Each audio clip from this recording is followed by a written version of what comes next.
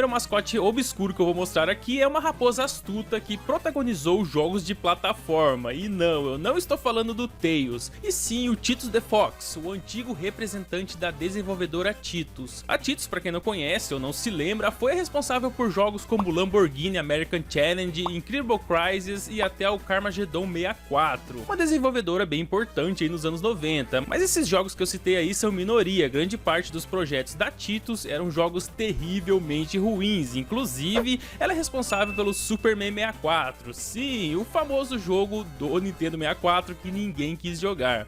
Ela tinha mau gosto para jogos, assim como para mascotes. Olha o rosto do personagem da logo da empresa. Então, esse é o famoso Titus the Fox. Dá mais medo do que vontade de jogar. Mas ainda assim, Titus fez parte da desenvolvedora entre 1985 e 1992 e teve jogos exclusivos lançados na época, principalmente para PC. Então, mais tarde até deu as caras em portáteis da Nintendo. O jogo em si é interessante, é bem legal mesmo, principalmente visualmente, né? Que é essa gameplay que vocês estão vendo, só o mascote que não é lá aquelas coisas. A empresa Titus estava indo bem nos anos 90 e até comprou outras concorrentes na época. Só que em 2005 entrou em falência e só parte da empresa funciona hoje em dia, e nem é a produtora que era antes, né? Ela ainda existe, mas não é tão forte mais. Tanto que o Titus the Fox, o mascote, nem é citado. Vai ver a má sorte, né? Devido a raposa ter sido a mascote da empresa por muitos anos.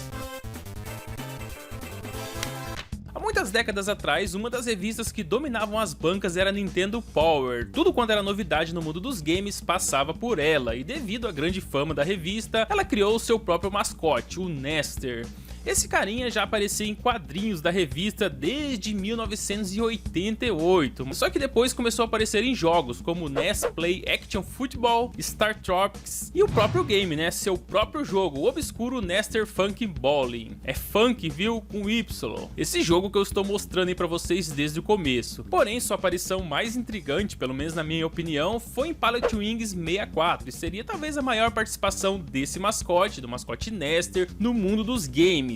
Bom, eu disse que seria, né, porque no último minuto de desenvolvimento, seu nome foi mudado de Nester para Lark, provavelmente porque poucos jogadores saberiam que ele era o mascote da revista. A Nintendo Power, né, todo mundo conhecia, já o mascote da revista já era bem desconhecido desde aquele tempo. Bom, para o mundo dos games, o mascote Nester é bem obscuro mesmo, mas se olharmos do ponto de vista de mascotes de revistas de games, Nester com certeza será o mascote mais famoso. Outro mascote bizarro que ganhou o próprio game é o Mr. Pants, um tiozinho de bigode que anda por aí usando chapéu e cueca vermelha. Bem bizarro, né? Mr. Pants é mascote do site da antiga desenvolvedora Rareware, que hoje conhecemos como Rare, que na verdade pertence à Microsoft, mas enfim, é responsável por clássicos como Donkey Kong, 007 e GoldenEye e tantos outros títulos que lembramos com muito carinho. Segundo os desenvolvedores da Rare, esse simples personagem foi feito em 30 segundos e adicionado como mascote rapidamente, sem pensar muito. Pelo jeito não pensaram muito bem, né? Olha que bichinho feio. A princípio ele era apenas um mascote do site da empresa, mas acabou ganhando seu próprio jogo no Game Boy Advance, essa gameplay que está aparecendo aí no vídeo. Além disso, ele fez aparições em Banjo-Kazooie, Banjo-Tooie e Viva Pinhata, que obviamente são games desenvolvidos também pela Rare. Já o seu game oficial se chama It's Mr. Pants, e é um quebra-cabeça estilo Tetris, onde o mascote mal aparece, você só vê as peças mesmo, né? Ainda bem, quem em sã consciência iria querer ver um tiozinho só de cueca correndo por aí? Eu não ia querer ver.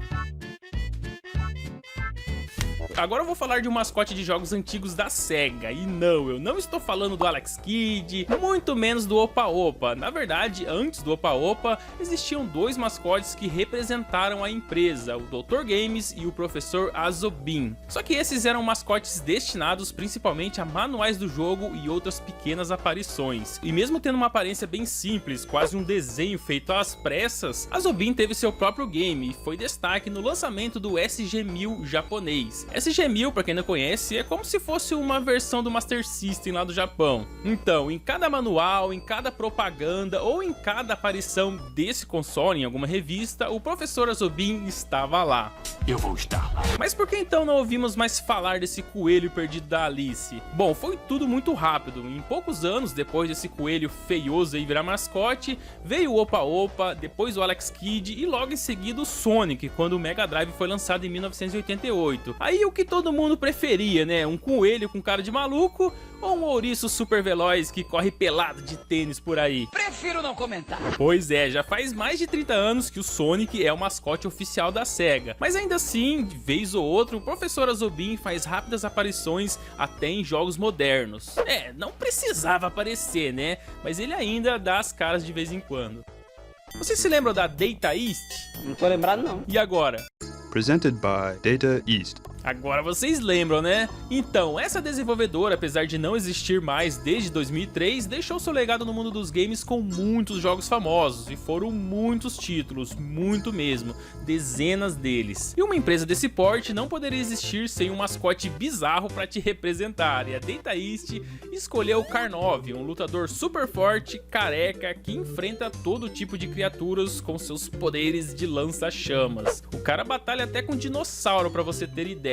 Isso em jogos em que ele é o protagonista, que são essas versões que eu mostrei até agora. No entanto, o forte mesmo de Karnov é ser vilão em outros games. Tem até a aparição dele em Joy Max Returns, em que os protagonistas derrotam o Karnov. Lá ele era o vilão mesmo. A Data East fez parte da minha infância, eu sempre vi a logo da empresa no início de algum game, então toda vez que eu vejo esse emblema hoje em dia me bate aquela nostalgia. E mesmo assim, eu nem imaginava que o Karnov era seu mascote.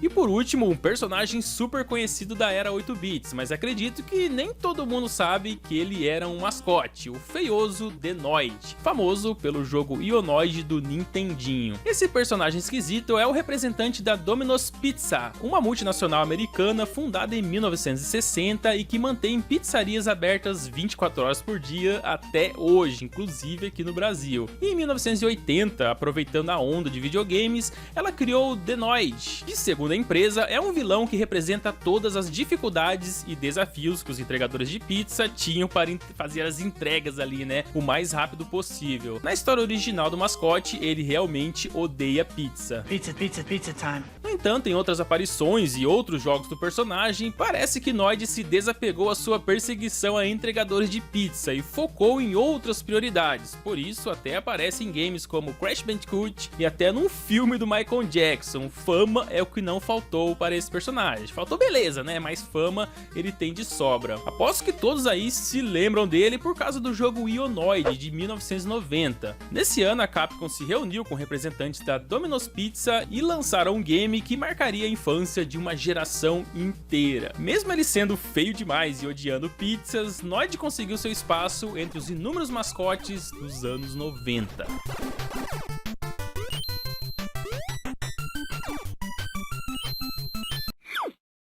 Enquanto a SEGA tinha um mascote, a Nintendo tinha um mascote e até a Sony tinha um mascote, a SNK buscava incansavelmente pelo seu representante pixelado. Até tinha um personagem que sempre aparecia em propagandas e em várias revistas que falavam tanto do console quanto dos jogos da empresa. Mas oficialmente o D-Mantle era só um cara intrometido que foi escolhido para aparecer nas fotos, mascote mesmo ele não era. Então a SNK resolveu fazer alguns concursos para escolher o bonitão e convidou muitos fãs para participarem da criação desse mascote. E pouco tempo depois começou a aparecer a criatividade dos fãs e foi divulgado na revista espanhola Hobby Consoles. E tinha muita ideia mesmo, hein? Mas a SNK não deve ter gostado de nenhuma, porque mesmo esse concurso tendo vencedores que ganharam consoles, jogos e outros prêmios, nenhum personagem virou o mascote oficial. Que pena, né? Aposto que todo mundo iria gostar de ver o Leo Gel como mascote. Ou se não, o Wondernel Banana Gel, imagine só. E com certeza você trocaria o Sonic ou o Mario pelo Clique Clique, que está na frente da TV fumando e com o olho vermelho de tanto jogar. Esse aqui é a cara exata de um mascote. E qualquer pessoa se identificaria com ele, vocês não acham?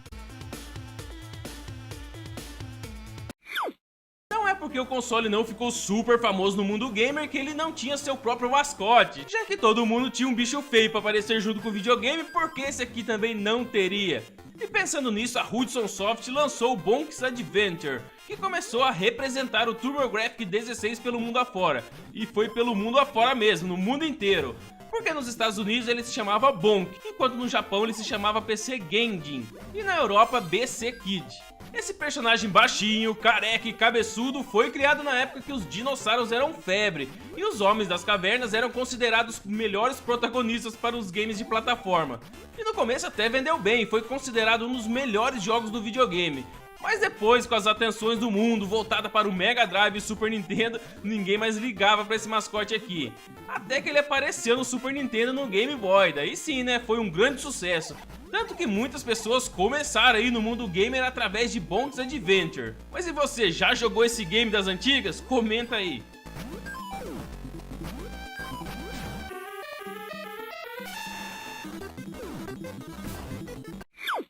Não é novidade que no Japão acontecem muitas coisas estranhas para quem vê aqui de fora, e nos anos 90, depois de estourar de sucesso no Japão como mascote, o fantástico Pepsi Man resolveu se arriscar nas propagandas com aparições em videogames, tudo para vender mais do seu produto concorrente da Coca-Cola. Primeiro, o Pepsi Man apareceu no jogo Fighting Vipers lá do Sega Saturno, mas não demorou muito para aparecer em um jogo exclusivo do refrigerante mais rápido do mundo, e assim nasceu o jogo tosco que todo mundo acabou gostando. Aqui você passa o tempo todo correndo enquanto desvia de obstáculos e ao mesmo tempo tem que coletar o maior número possível de latinhas de Pepsi. E se o homem Pepsi que coleta Pepsi o jogo inteiro não é propaganda suficiente, você ainda pode contemplar inúmeros outdoors, caminhões e até prédios inteiros com propagandas da marca. Fora que depois de algumas fases até aparece um garoto propaganda aí tomando Pepsi, incentivando a galera a comprar o refri. Pepsi é um jogo exclusivo do PS1 e saiu somente no Japão, e pelo tamanho da propaganda,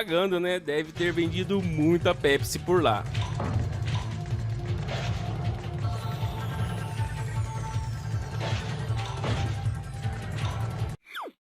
Não deve existir um ser humano sequer no planeta que nunca ouviu falar do McDonald's. Esse fast food mais caro que levar a namorada no shopping já dominou grande parte do planeta com suas gordices que conquistam o estômago de qualquer pessoa. Mas o McDonald's não seria o mesmo sem o seu mascote querido, Ronald McDonald, com sua beleza inconfundível que faz qualquer criança sorrir, principalmente o primeiro Ronald, né? Aquele era mais bizarro que o Baraka fazendo careta. E entre tantos jogos que já existem, eu escolhi o McDonald's Aventura na Terra do Tesouro, lá do Mega Drive, e Ronald in the Magical World, do Game Gear. São dois games de plataforma com jogabilidade e até histórias parecidas. Ronald McDonald descobre um pedaço de um mapa de um tesouro enquanto caminha pela floresta e, desocupado que ele é, decide ir em busca de outras partes desse mapa para depois sair em busca do tesouro. Só que não será tão fácil assim, né, já que cada uma das partes do mapa estão nas mãos dos vilões que nós vamos enfrentar no game. É um jogo de plataforma até divertido e tem bastante fases diferentes, com obstáculos diferentes. O jogo é legal, o único problema é ficar vendo esse palhaço bizarro o tempo todo.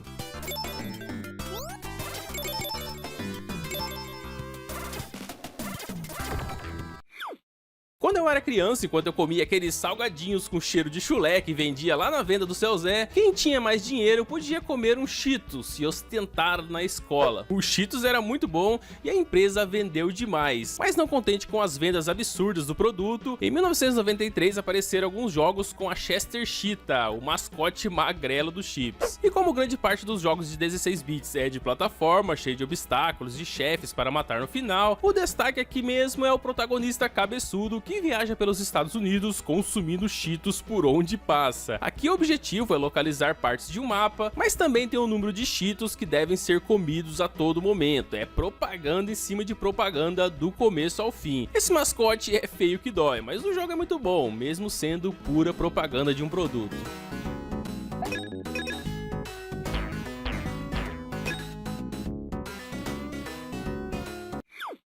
Enquanto aqui no Brasil todo mundo se deliciava com o famoso Kisuko, lá nos Estados Unidos temos o Kool-Aid, que além de ser um suco tradicional, tem vários outros tipos de suco que os americanos inventaram, né, só pra ver se vendia mais. Só que lá no início dos anos 80, os refrescos Kool-Aid não eram tão famosos assim, criar um jogo de sucesso era a solução para uma divulgação mundial. Então, em 1983, saiu um game para o Atari 2600, que é esse que vocês estão vendo aí, e também tem uma versão para o Intellivision. Apesar de serem jogos diferentes, de videogames diferentes, com gráficos diferentes, o objetivo é o mesmo: saciar os sedentos que estão dentro de uma piscina e evitar que os monstros bebam toda a água. Cada sedento que você acerta com o seu Kool-Aid, você ganha pontos e vai passando de fase para salvar a água da piscina.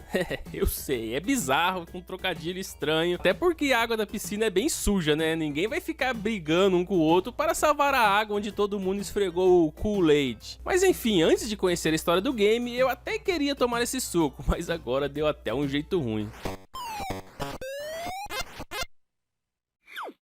Um refrigerante que eu ouvia muito falar antigamente, que ouço muito pouco hoje, é o 7up. Sempre tinha um comercial na TV e algumas unidades no mercado, e hoje não vejo muito por aí. Mesmo assim, a maioria das pessoas conhecem essa marca. O que pouca gente sabe é que existe um jogo que carrega seu mascote, o game Cool Spot. Aqui você controla uma tampinha de garrafa e vai passando por várias fases, só que diferente do Pepsi Man, por exemplo, que tem propaganda pra todo lado, esse game é mais moderado e tem somente algumas referências e fases temáticas dentro de uma garrafa de refrigerante, nada muito exagerado não. Um fato interessante é que no lançamento europeu desse game, a garrafa de 7up que aparece no início ali do jogo foi removida e substituída por uma garrafa de refrigerante genérica de cor semelhante, tiraram ali a marca 7up. Mas podem ficar tranquilos, não foi uma garrafa do Dolinho não, só outra garrafa verde mesmo. A decisão foi tomada para evitar a associação do 7up Spot, que é o mascote dessa tampinha aí, com a marca 7up em si, já que na Europa o Fido Dido é considerado o mascote oficial da marca desde os anos 90, então para não misturar tudo, eles fizeram essa troca. Não sei se a propaganda rendeu muitas vendas do refrigerante, mas a marca conseguiu até uma sequência chamada Spot Goes to Hollywood, provando que pelo menos o mascote se deu bem com essa propaganda.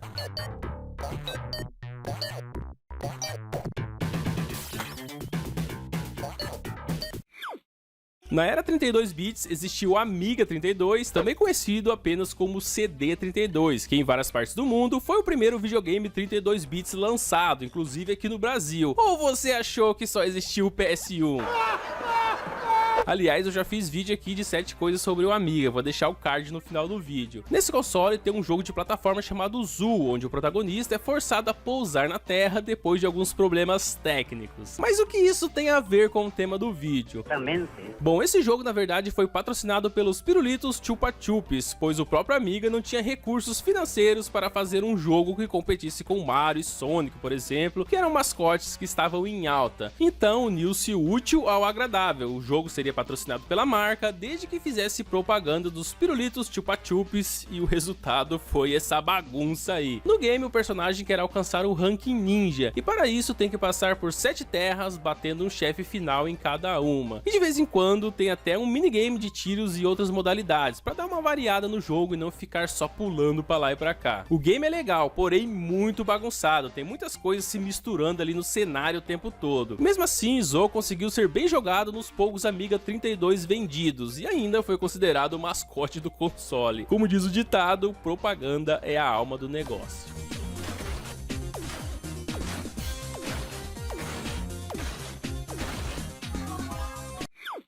E para encerrar, tem as balinhas mais viciantes que existem, os famosos M&M's, as bolinhas coloridas com recheio de chocolate. Na verdade, esse jogo aí deve ter sido vendido mais que o próprio produto, já que existem 7 games diferentes, cada um mais estranho que o outro. Tem os antigões e os mais novos em 3D, com as animações e tudo que tem direito. E mesmo o enredo sendo totalmente diferente em cada game, o objetivo final sempre será o mesmo, comer mais e mais M&M's e conseguir assim mais vendas na vida real. E eu vou te falar, hein, M&M's são bons, mas os jogos, não sei não, hein, acho melhor ficar só nas balinhas mesmo.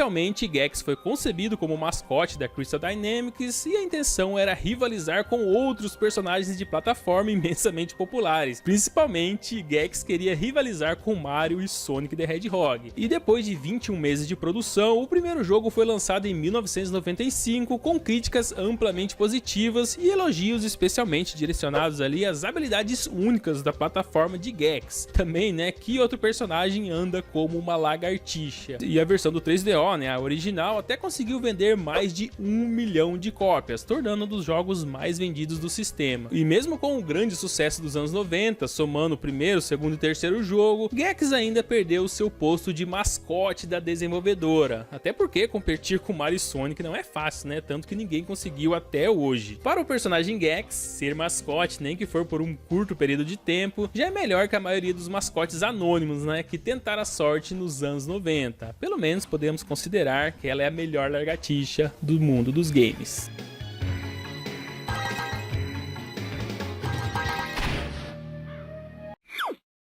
Apenas por um pouco, o Mario não perdeu seu posto de mascote do Super Nintendo, já que originalmente o personagem principal de F-Zero estava sendo desenvolvido para ser o grande representante do console 16 bits da Big N, não o representante da empresa, o representante apenas do console. Em uma entrevista na época, o designer Takaya Imamura falou que Capitão Falco, ou Capitão alguma coisa como ele era chamado durante o desenvolvimento, estava sendo criado estrategicamente com seus conjuntos de cores inspirados no console, pois a intenção real era que ele fosse o mascote principal do Super Nintendo. Só que esse Capitão Falco estava bem diferente do que conhecemos hoje. Como podemos ver nesse desenho aí, ele tinha um aspecto mais humano e até fumava charuto. Por essa nem o Mario esperava, hein? Imamura não explicou por que a Nintendo mudou de ideia, mas acredito que a Big N estava procurando por um personagem mais carismático, que agradasse toda a família, e não um piloto doidão aí fumante de charuto. Eles queriam um personagem muito mais famoso. Depois do sucesso de Fatal Fury, Terry Bogard ficou muito conhecido como um grande lutador em jogos de luta daquela época, e em algum momento, em 1995, se tornou mascote numa arte promocional para um time de beisebol japonês, os Oryx Buffaloes. Essa é a arte promocional que vocês estão vendo aí, o Terry, jogador de beisebol. Sim, ele era mascote desse time de verdade. Mas não foi só isso não. Segundo uma ilustração especial no museu de videogame chamado Vigamos, localizado lá em Roma, na Itália, Terry é listado como o mascote do início dos anos 90 da era Neo Geo. No museu oficial está dizendo que Terry sim era um mascote. É apenas essa ilustração, mas oficialmente mostra que ele realmente era um dos escolhidos da SNK.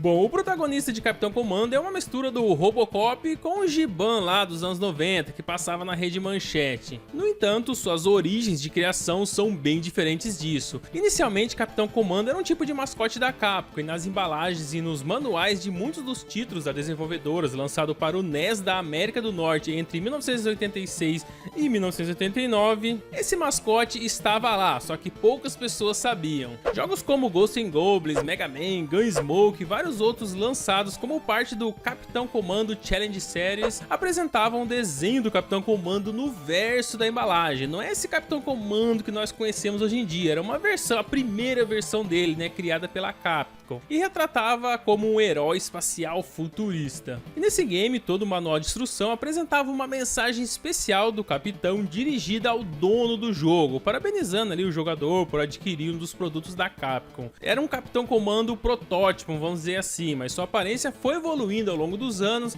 até que finalmente em 1991 o jogo oficial mesmo, Capitão Comando, foi lançado para arcade e mais tarde postado para vários consoles de mesa, e aí sim, né, com essa aparência que todo mundo conhece. Mas e a versão que ficava lá nos manuais de instrução nos anos 80? Você sabia desse Capitão Comando?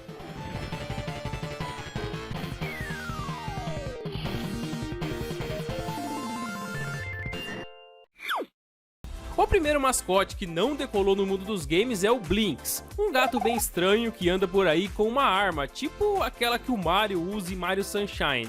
Só que no lugar de jogar água, essa aqui arremessa qualquer objeto que você tenha capturado anteriormente, tipo o aspirador de pó do Luigi lá em Luigi's Mansion. Esse aspirante a mascote foi criado pela Microsoft Game Studios em 2002 e saiu junto com o jogo Blinx The Time Sweeper lá no Xbox clássico. Aqui controlamos, obviamente, o gato Blinx, onde o objetivo é cuidar do tempo. É isso mesmo, não falei errado. Esse gato trabalha numa fábrica do tempo e se dedica na criação, distribuição e manutenção do fluxo do tempo através de inúmeras dimensões do universo. Nem o Einstein entendeu essa frase, mas vamos seguir o vídeo. O jogo em si recebeu notas positivas na sua maioria e até os gráficos foram bem elogiados. Já as críticas negativas foram em torno da jogabilidade e o controle do Blinx. Justamente o mascote não teve uma boa performance no game. Segundo os críticos, a jogabilidade e controles ruins do protagonista tornam o jogo muito difícil e inacessível. E esse comentário acabou atirando pau nesse gato de botas, que tentou ser um mascote oficial da Microsoft no Xbox clássico e acabou falhando miseravelmente.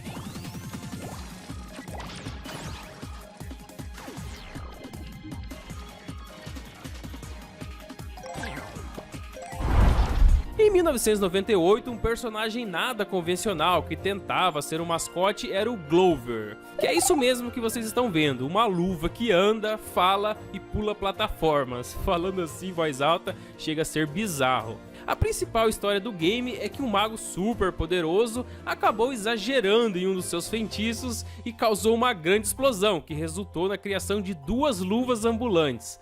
Uma dessas luvas é a Glover, o protagonista, já a outra é sua versão do mal, em que passamos o jogo inteiro tentando derrotá-la. O game saiu para o Nintendo 64 e PS1, e enquanto a versão do console da Nintendo teve boas recomendações, a versão do PS1 teve duras críticas, chegando até a receber nota 2,6 de 10 e classificado como terrível. A Glover, se tivesse feito sucesso, seria o mascote da Interactive Studios da Disney. E a confiança dos criadores era tão grande naquela época que já estava sendo desenvolvido o jogo Glover 2 para consoles da próxima geração. No entanto, devido às péssimas notas e pouquíssimas vendas do jogo, a continuação foi cancelada e o mascote Glover caiu como uma luva, só que no esquecimento.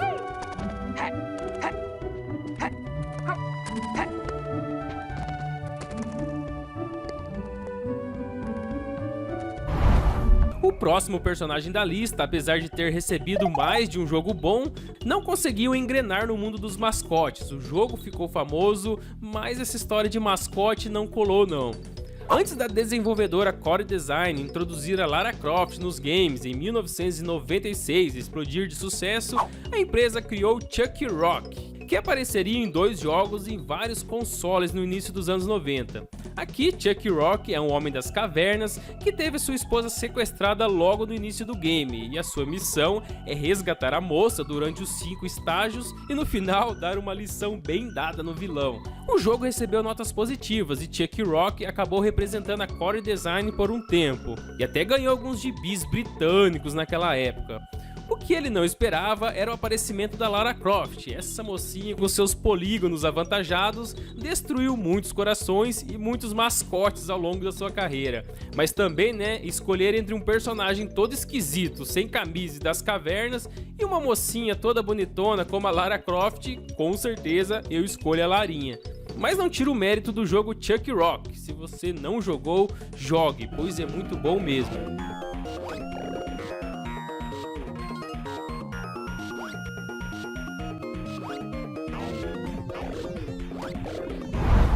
Antes de Crash Bandicoot ser visto pelos fãs como o mascote queridinho do PS1, a Sony Interactive tentava a sorte com outros personagens estranhos, e um deles era o Capitão Blasto, em 1998. Esse exclusivo do PS1 é um jogo de tiro em terceira pessoa com elementos de plataforma, estrelando o super-herói Blasto contra alienígenas e outros perigos aí no universo. Blasto recebeu críticas mistas na época do lançamento, mas no geral é um jogo ruim mesmo, com tiros muito lentos e movimentação do personagem difícil de acertar em relação às plataformas, que graficamente falando acabam atrapalhando o jogador. Você nunca tem certeza se a plataforma está muito perto ou muito longe e acaba errando o pulo. Isso acontecia bastante no PS1, os desenvolvedores ainda estavam acertando fazer jogos em 3D. A distância dos objetos muitas vezes era confundida, mas no jogo Blasto isso estava muito descarado e no final das contas o game não se deu bem e acabou de vez com o possível mascote da Sony.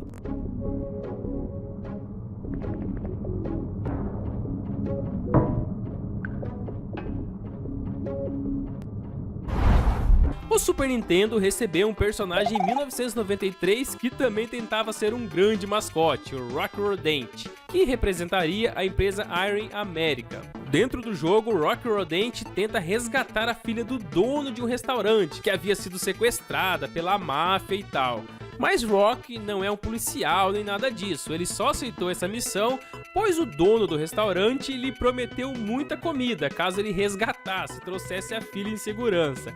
E esse mascote dá mais valor a uma refeição do que a própria vida. Mas também olha a cara de morto de fome dele, sem pensar duas vezes ele saiu ao resgate da moça. Também tô cagado de fome. Esse game de plataforma não é ruim, tem uma grande variação de fases, um desafio até que bem equilibrado e um dos power-ups mais estranhos que você verá no mundo dos games. Aqui o protagonista coleta spray para cabelo ou a própria máquina de cortar cabelos durante as fases para que o seu penteado mude, revelando novas habilidades. Então ele começa a atacar os inimigos com o seu próprio cabelo. Esse carinha só daria um bom par com a Singa, né?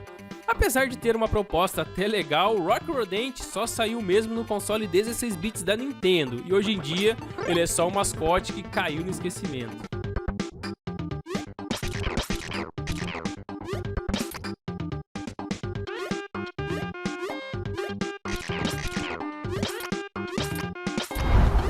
Dizzy é um personagem que apareceu pela primeira vez lá no final dos anos 80 em uma série de jogos de computador publicados pela Codemasters.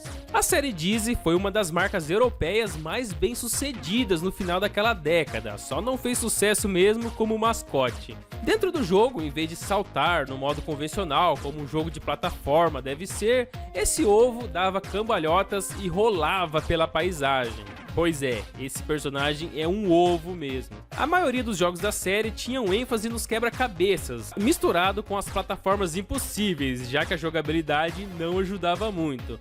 Mas foi um jogo muito bom, conhecido e jogado nos anos 80. Um fato interessante é que Dizzy foi criado pelos irmãos Oliver, que mais tarde formaram a Interactive Studios, aquela empresa lá que também criou a Glover no PSU e Nintendo 64, que eu citei agora há pouco no vídeo. Agora eu não sei qual é pior, né? Uma luva de 4 dedos que fala e anda por aí, ou um ovo inteligente que resolve quebra-cabeças. Mas uma coisa é certa, os dois falharam miseravelmente como mascotes.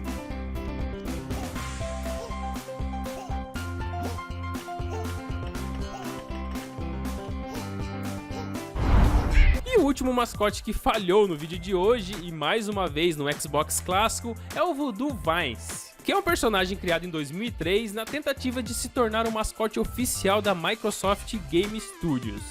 Nesse jogo você controla um boneco de voodoo que ganhou vida através de uma magia que caiu nele acidentalmente, vai vendo a loucura. O objetivo do jogo é resgatar a sua dona que foi sequestrada por bandidos dentro da sua loja de voodoo. Aliás, justamente na hora que os bandidos estavam roubando um pó mágico de reviver zumbi lá na loja de voodoo, eles acabaram derrubando um pouco desse pó no personagem, e é a partir daí que ele ganhou vida. Então, durante as missões, através de telepatia, ele recebe instruções da sua dona para poder resgatá-la. O game em si tem um pouco de elementos de plataforma, ação e alguns quebra-cabeças, mas por não ser nada de novo nem diferente, não vendeu quase nada e ficou esquecido no Xbox clássico. Até que 14 anos depois, Voodoo Vice ganhou uma remasterização no Xbox One, com uma imagem melhor e só isso mesmo, não adicionaram nada, só remasterizaram o game. O jogo não é ruim e a remasterização também ficou muito boa. A única explicação lógica que eu encontrei do porquê Voodoo Vice não se tornou um mascote famoso é porque Voodoo é pra Jacu. Nice to be back.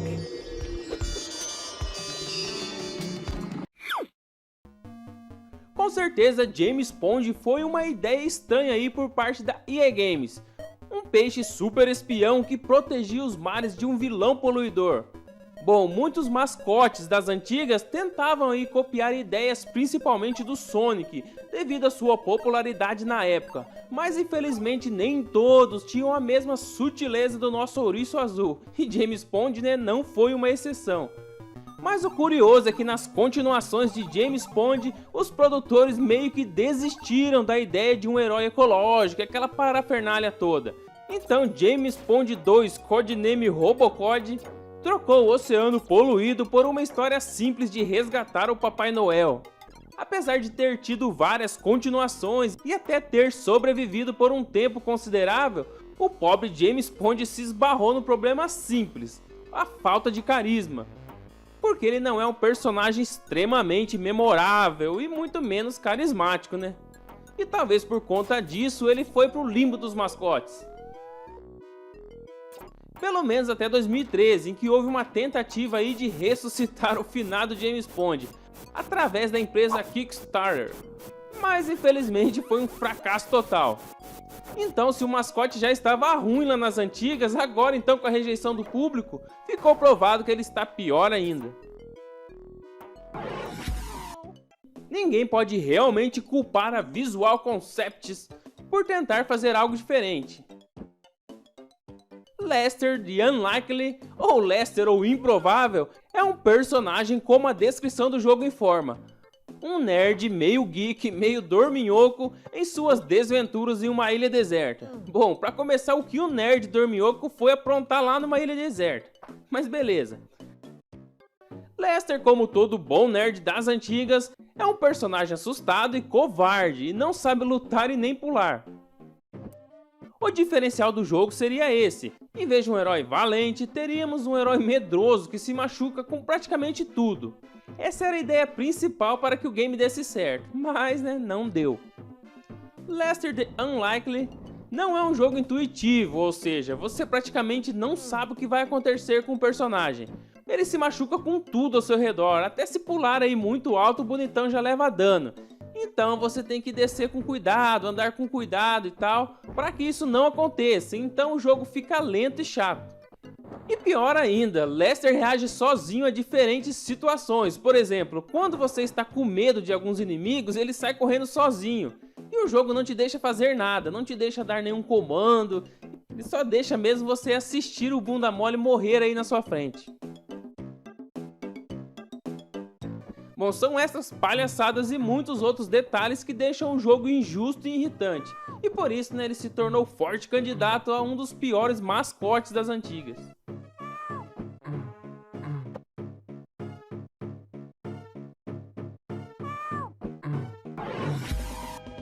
Bubsy é de todos dessa lista um dos casos mais interessantes, pois ele ganhou portes aí e continuações para todas as plataformas da época. Foi uma das tentativas mais desesperadas de se criar mascotes já feitas na história. Porque enquanto muitos tentavam copiar o Sonic ou o Mario, Bubsy tentou copiar os dois ao mesmo tempo.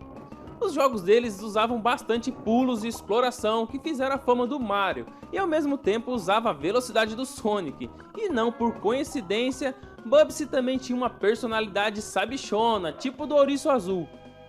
E para piorar, parece que os produtores cometeram praticamente todos os erros possíveis.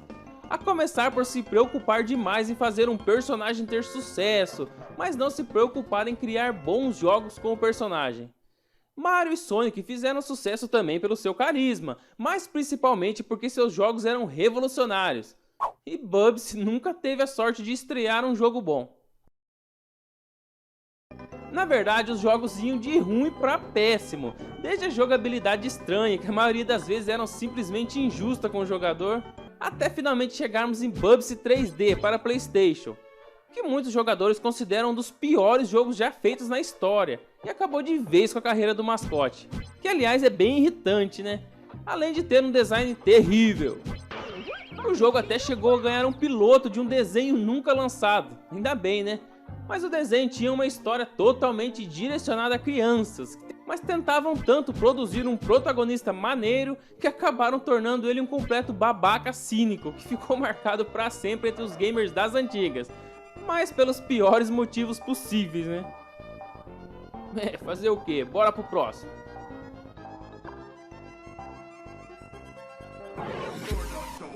Mais um pra lista de mascotes fracassados que tentaram copiar o Sonic.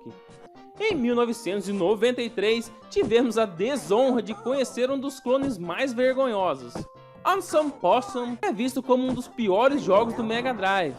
A trama de novo envolve a ecologia, com o nosso herói Gambá lutando contra o cientista poluidor, que é o Dr. Machino. O game é horrível em todos os aspectos, gráficos feios, trilha sonora horrenda e novamente uma jogabilidade que tenta copiar a velocidade do Sonic. Mas o pior vem do próprio Gambá herói. Ele é uma das criaturas mais irritantes já criadas num game.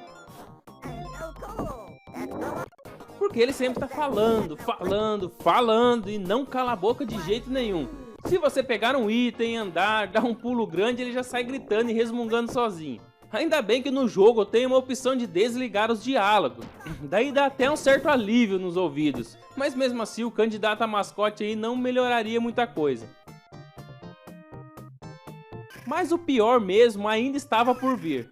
Depois de algumas fases, o jogo manda uma sessão de perguntas e respostas sobre o meio ambiente que você precisa responder. Dá pra acreditar? Não. Poxa, é pra jogar ou é pra estudar pro Enem? Bom, você pode ver o lado bom. Na pior das hipóteses, você se tornará um especialista em meio ambiente.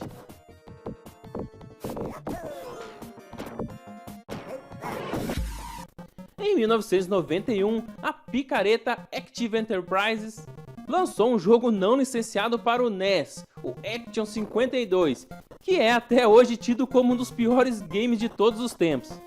O cartucho continha 52 jogos na memória, a grande maioria bugados e outros nem funcionavam, e por um preço absurdo, $200. Porra! Tudo isso? O jogo foi um fracasso completo, mas a empresa lançou entre os 52 jogos do cartucho um jogo especial estrelado pelo que seria um dos grandes mascotes da empresa.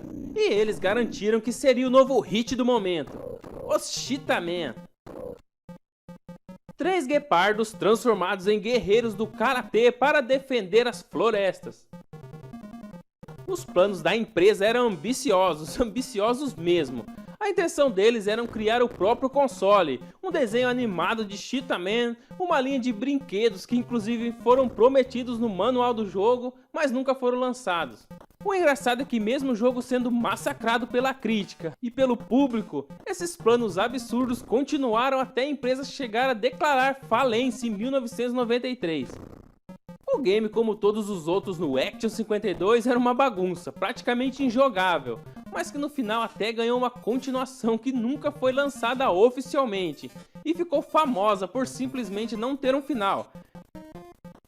Era assim, você jogava até um ponto e ele simplesmente acaba, sem continuação e nem tinha como voltar também, travava tudo. É quase um insulto achar que poderíamos cair tão facilmente em qualquer armadilha de marketing desse Cheetah-Man aí, que de cara já dá pra ver que é terrivelmente esquisito e pelo jeito é ruim pra caramba de jogar. É isso aí, galera, ser um mascote de renome no mundo dos games não é uma tarefa fácil. Muitos tentaram, mas poucos conseguiram. No entanto, se inscrever no Nostalgia dos Games, deixar o like, compartilhar e comentar o vídeo é bem facinho, não é mesmo? Então, bora dar aquela força pro canal. Valeu, galera, vocês são nota 10.